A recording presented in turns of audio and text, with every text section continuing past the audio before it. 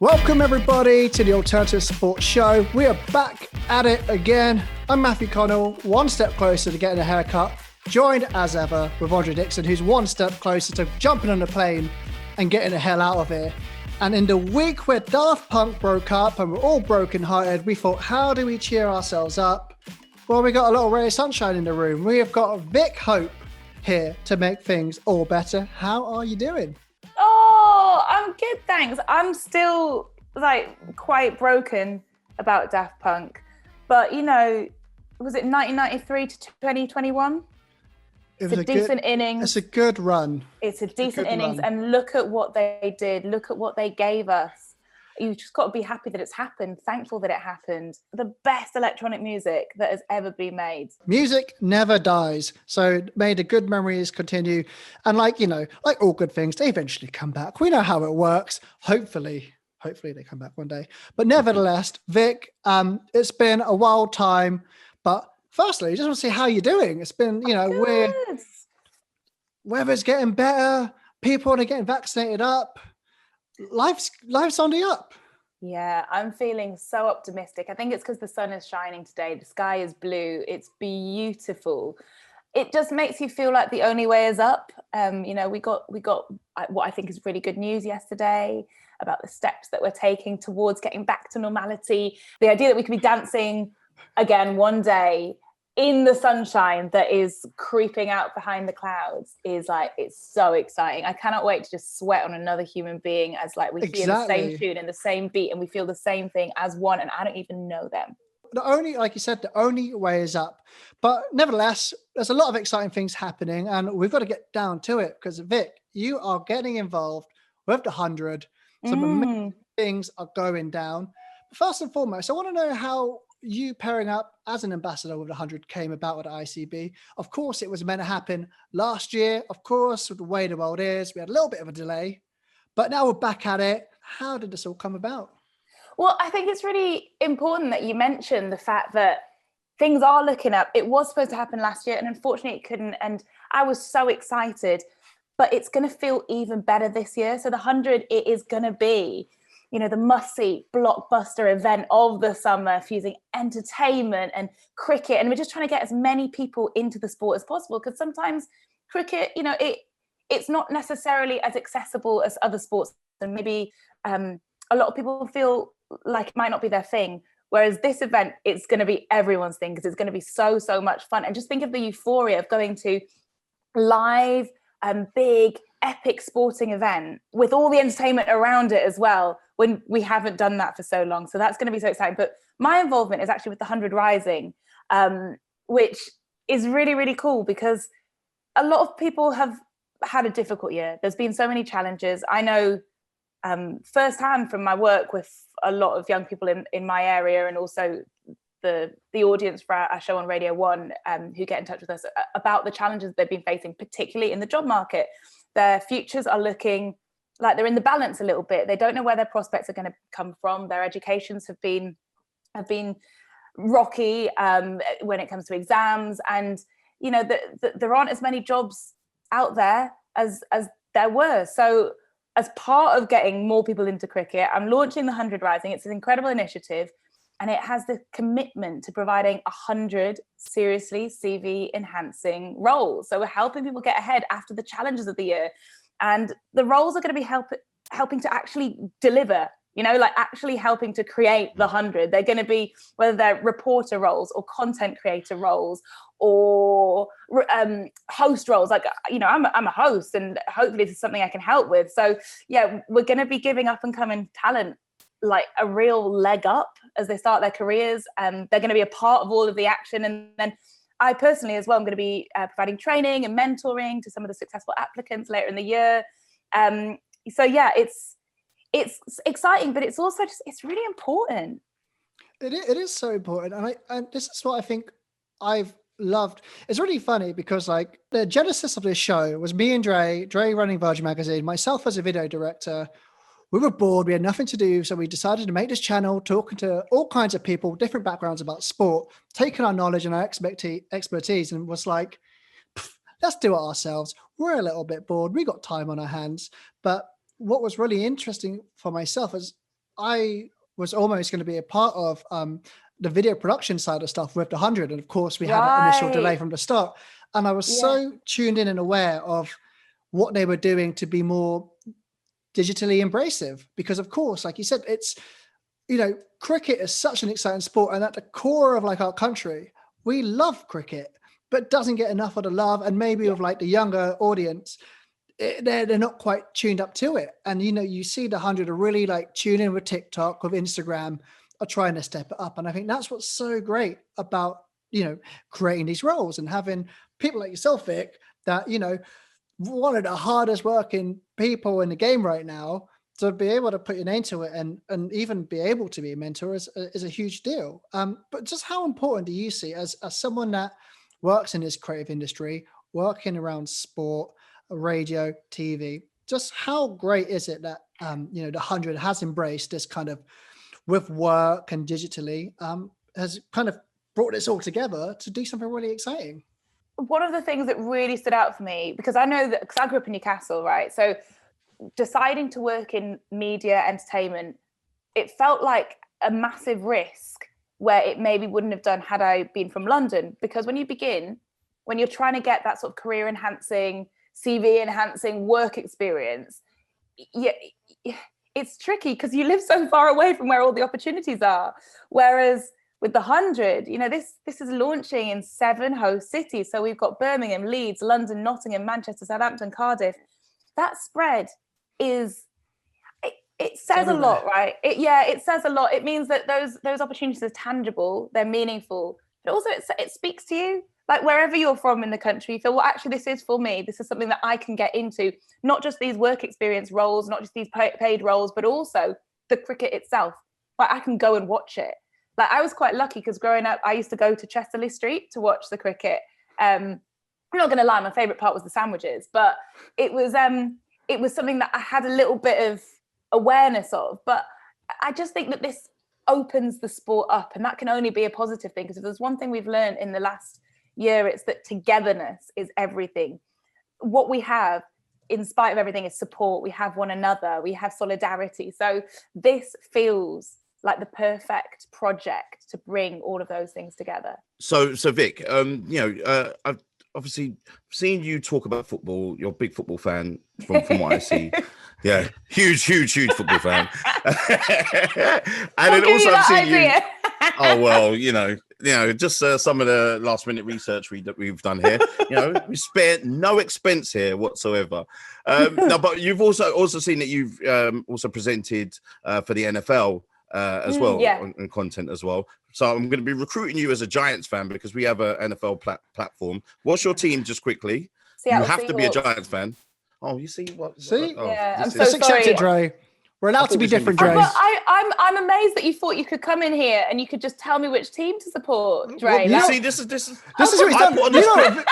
I put on this cricket jumper for you. You see this? And you can't support my team? Like, this is... I can't, well, imagine if I told you can't support Giants anymore. You have to support Seahawks. You would say no. This is true. Dre, Vic has outed you here because this is true. So Dre, out of our lot, I'm not really the football guy. And American football. I love football, MMA, boxing, all that good stuff. Mm-hmm. And Dre was like, do you have a team, Matt? And I was like, not really. I went to a Giants game in New York. He said, okay, cool. I've got something for you. And he posted me, bless him, he got me an awesome, Giants jersey with my name and number on it. And I thought, that's cool. But that's it. That's what Dre does. He recruits people. Got no choice. So he's no choice now. I'm part of the army. I'm doing the job for the New York Giants, and we suck at the moment. So therefore, you're okay with the Seahawks fans. That's fine. That's fine. We could be friends now again. But have you always been a fan of cricket, or is this like an opportunity for you to like grow and learn a new sport? Oh, 100%. It's an opportunity for me to grow and learn the sport. I'm going to be, so, of the 32 paid roles that are going to be launching, because there's going to be more that are dropping a little bit later. But right from the outset, we've got these roles. They're run as an in-ground co-host. We've got reporters who can be writing up match reports for the games. You've got content creators as well for the men's and women's teams. I'm going to be following what they're doing. I'm a mentor, but I'm going to be like, tell me more, because this is an opportunity to learn, to watch and learn. And I love getting involved in a new sport. I didn't know much about NFL at all until I started working on that show. And it was called Tailgate, and it was NBA, NFL, and a little bit of MLB, but I learned on the job basically. And I love immersing myself in sports because it's not just the nuts and bolts of the game. It's place in society, it's place in culture, it's place in history. It's the food that goes with it. You know, with American sports, it's the food, it's the music, it's the fashion. I love all of that. So I think it's really exciting to learn more. Like, don't get me wrong, I don't know a huge amount about cricket, but I know that it's a nice day out, and we're going to be making it even bigger than that because there's going to be musical artists performing at these events. There's going to be entertainment. It's going to be such a brilliant time, and it's going to be a time where we all feel the euphoria and we feel alive because we ain't done that for so long. Well, I mean, like I haven't been the biggest cricket fan, but because of you now, and because of that enthusiastic speech that you gave, I thought there should have been trumpets alongside that speech you gave. That made me want to stand up and slow clap. But you had Graeme Swann on your last season of Strictly. But has he been able to give you like any insider tips about the sport at all? I mean, I wanted to make up something witty there, but the truth is absolutely not. I mean, didn't you see me do this? That was a tip for you to lie in some form of way. Graeme Swann is a legend. But what we mainly did together was like we'd go to the catering part of Strictly, and we just ate all the time. Like, he was great for gossip and eating and just general hanging out. He was sort of like a naughty uncle. Like, he would lead me astray on show day when I was supposed to be really disciplined. He'd be like, "Oh, come on, let's go and get some more pudding." So, I mean, because obviously we had some good news, obviously just, about the restrictions, fingers crossed with everyone being behaving, being lifted. But so we won't have to wait any longer for the 100 after obviously the delay of us being trapped in here for about, how long have I been in this wardrobe? Too many days, 2,465 days or something like that. No, So what you think I'm doing all right? I'm doing all right. I'm okay. I haven't gone completely mad yet. Still trying to recruit you as a Giants fan, but we'll get back to that. What have you learned, personally from the lockdown pandemic over the last year? What has changed about you? What's grown so forth? I think we've all learned so much. I always say when you can go outside, you go inside. I've been a lot more reflective. I think we've put a lot of things in perspective. What's important. I know that I am someone who puts too much pressure on myself all the time, and I've learned to slow down a little bit. I've learned that I'm enough, that my own company is enough, that there's power to be found in peace, there's freedom to be found in peace. I've learned a lot about my community, the people who live near me, about people in Hackney and East London, who, my neighbours have gotten to know. And also I've been doing a lot of volunteer work. So I've been working with a refugee charity that I worked with for years and years anyway, but we've been doing more sort of casework with families nearby. And I've learned a lot about the immigration system as a result of that. So on a very, very practical level, I have learned a lot about the immigration system in this country. The important stuff. I mean, this is important stuff. I think this is a great thing, right? It's like this last year has all been about mental health as well, well-being. That's something that you've really actively been a part of as well, because you had done that with your Life Hacks, Lockdown, Wellbeing podcast with BBC. Tell us a little bit about that, because that's been really important as well. Yeah, so I do a show on BBC Radio 1 called Life Hacks, which is every Sunday, and it is all about issues affecting young people. That could be anything from job opportunities and careers and education to relationships to sexual health, but very importantly to mental health. Mental health has played probably the biggest part in our show because that is what we're all dealing with. I think on a plus, it's something we're all talking about a lot more now because we're all going through challenges. So we launched just this weekend, just gone, our Wellbeing and Mental Health Toolkit, which is a series of 12 episodes dealing with anxiety, stress, self-esteem, sleep, and then more practical things, money, a future career.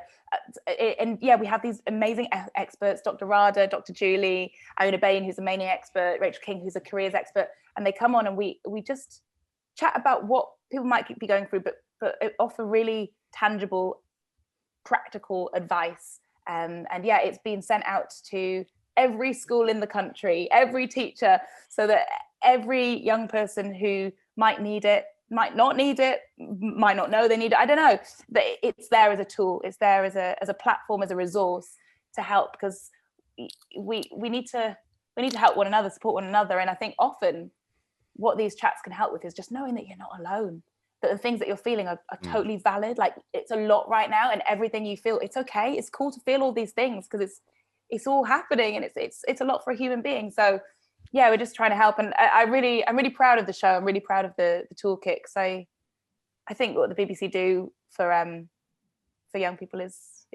brilliant. It's super important. And, in the previous episode, money, also very relevant, especially when it comes down to careers. And of course, this bigger picture that we're all here talking about with, the 100. So a huge kudos to yourself. And as we come to a close, one last question. We always like to get to know our guests a little better. So we always like to look for recommendations and whatnot. We're wrapping up, so we won't ask you the full spread of questions. But of course, as being someone of the radio and music world, we like to know things that you're into. So give us a musician, an artist that you're listening to at the moment that us, the viewers, the listeners, should absolutely go and check out, whether it's something new or something a little old school that you listen to that we should go back and rediscover. What is on your playlist that is just keeping you going at the moment? Okay, so the artist that I'm championing, and this is someone who's already breaking through, and I know you will have heard of her, but Arlo Parks, she is the voice of our generation. As a poet, as well as a musician, she is so smart, so clever, so articulate. Her music speaks so eloquently about mental health, about depression, about suicide, about sexuality, about coming out. And she opens these conversations so honestly that you feel like you can do anything, and that you can be anyone, and that whatever you're feeling, it's okay.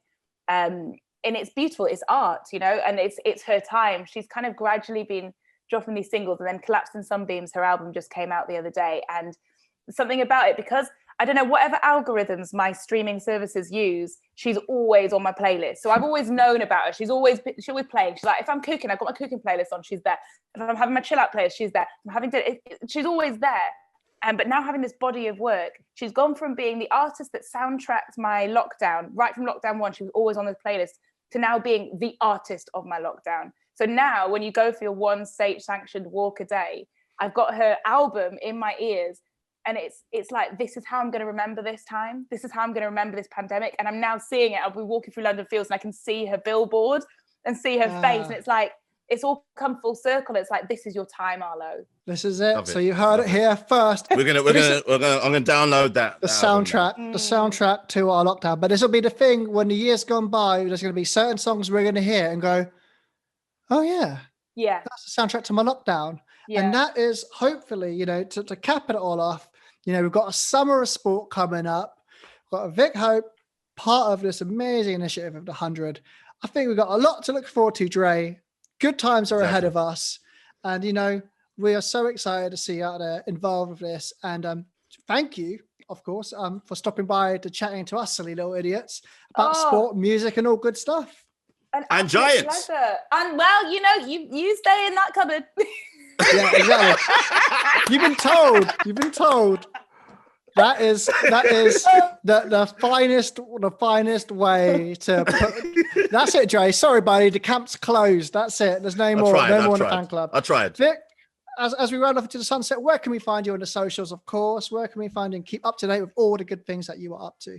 Well, I want to tell you to check out the first round of roles. And be among the first to hear about the new roles with the 100 Rising by heading to the100.com/rising. I also want to say one thing that I think is so exciting, but the 100 is going to be the first ever mixed team sporting competition. So it's kicking off with a women's match. Exactly. With a women's fixture. About damn time. Loving it. So very, very exciting. And then, for all my stuff at Vick and Hope on socials, and you can listen to my radio show on Sundays on BBC Radio 1. Hell yeah. This is one of the busiest humans in the game, ladies and gentlemen. So July 21st is when it launches with that ladies match. So exciting and so positive, because cricket is the sport for everyone. So I'm Matthew Connell. That's Andre Dixon.